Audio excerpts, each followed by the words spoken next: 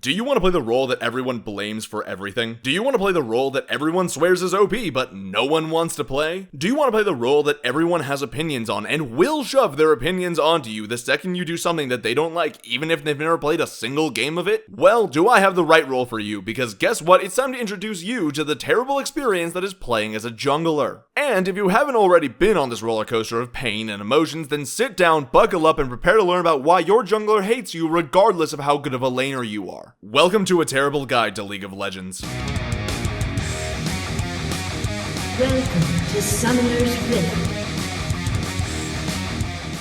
Jungle is a role where instead of playing in any of the 3 designated lanes, you play in the jungle. If you didn't already figure this out after 2 seconds of looking at the name, then I also assume that you're the type of person that used to eat Play-Doh. Or maybe you still do. I'm not going to tell you how to live your life. Due to the nature of the role where you're fighting monsters instead of minions and only interacting with enemy champions when you decide to come out of the jungle, like Batman descending on the homeless man after Gotham makes homelessness illegal, jungle functions fundamentally differently to any of the other roles in the game. Unlike any of the lanes, you don't get passive XP and gold doesn't come flying towards you down a lane for you to collect. You actually have to work for it by making PETA fly into a bloodthirsty rage by beating up every animal that you come into contact with. In addition, as a jungler, you're expected to gank or basically just walk in and try and kill an enemy champion for every lane that you can. Because remember, as a jungler, you're more responsible for your laners winning their lane than they are, and if they lose their lane, it's clearly because you're incompetent at your role and not because they shouldn't have dove a full health Scion. Finally, you're responsible for managing the dragons and void monsters that spawn because clearly only you can do them, and if bot lane moved from their lane to help you clear it, they may lose a single caster minion worth of XP and gold, and clearly that's more important than the game defining objective. So it's definitely your fault, and only your fault, if you die to 4 people while you're on it because you should have known bot lane wouldn't move to help you. And this is all on top of the already larger amount of responsibility that you as a jungler possess due to not having to be in a lane, which allows you to have a greater influence over the map than any other role. This is why a good jungler can make or break certain games.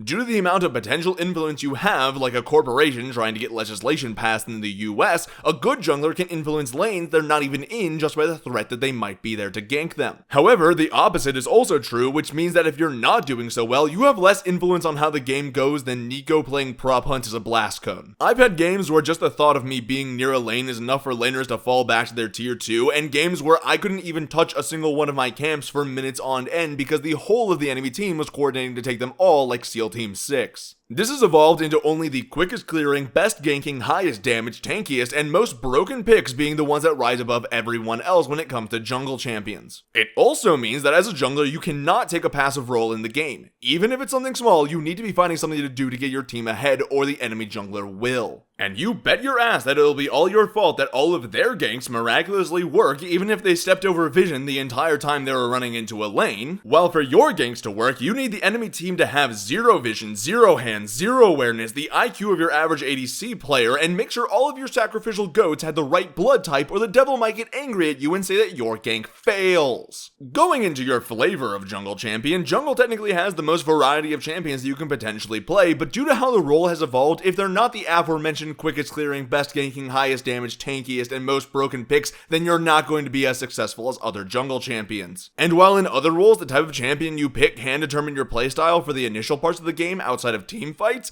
in jungle you effectively will always have the same playstyle because there's only one most effective playstyle for the role. Whereas a tank support and an enchanter support may differ greatly in how they play the lane, any jungle champion you pick will effectively play the same in how you approach farming camps, ganking lanes, taking objectives, and being flamed by your team, with the most notable difference coming during ganks based on how much mobility your champion has. And you better believe that if you ever fail at any of the multitudes more responsibilities you have than any other role in the game, then all of your teammates will make sure you know what you did wrong and that you should never touch this role again. This is where we finally get to the most important part about being a jungler. See, having so much more impact and responsibility towards the game than any other role is already hard enough, but everyone on both your team and the enemy team will have an opinion on what you're doing and how well you're doing it. This is why a lot of junglers simply mute everyone the second that they enter into a game, and while this method can work, it severely limits the amount of communication you can have with your team. League of Legends is a team-based game after all, and if you have no way to at least somewhat hear what your team is trying to say to you, then you're going to feel more alone than the majority of people watching this this video do whenever there's a couple on TV. My personal advice is to leave everyone unmuted and only hit the mute button after they start pinging you in a negative manner, because yes, I can see what I did wrong.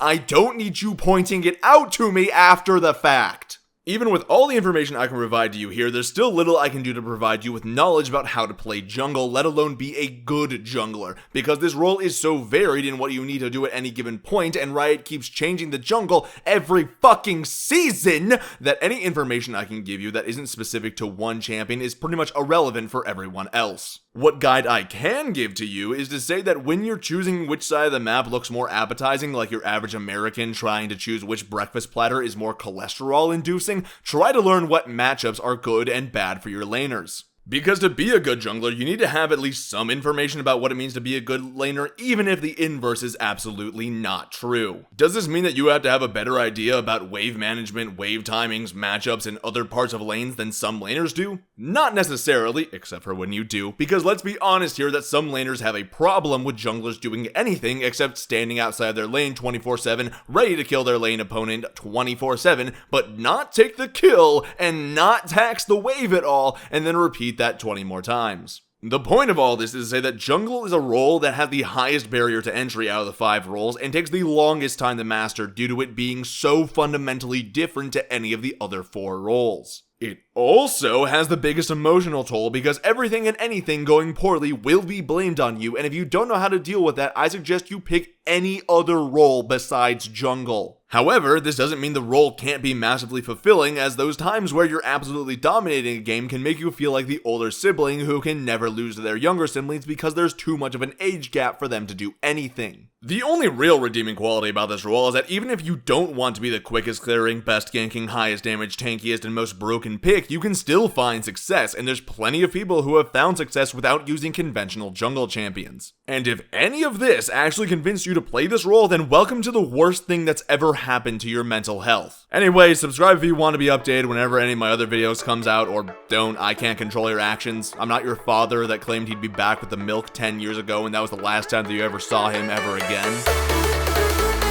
Also, hey everyone, this video was made in a very similar style to Joe Cat's A Crap Guide to D&D if you didn't already know. That series of videos was actually what really helped to push me into playing Dungeons & Dragons and making a lot of very memorable moments with my friends while playing it. However, as some of you may know, Joe Cat has taken an indefinite hiatus from content creation after one of his videos has caused numerous threats, suspicious packages, and other forms of harassment being targeted at both him and his loved ones. I want to say that I would support his decision to take off time and go on this hiatus because, Jesus Christ, no one should have to fucking experience this ever. And so I figured that I'd try to make a series that could hopefully be as fun, or equally as fun to his, as a way to honor the person that helped me out in terms of his cheerful personality, his great sense of humor, and his constant positivity.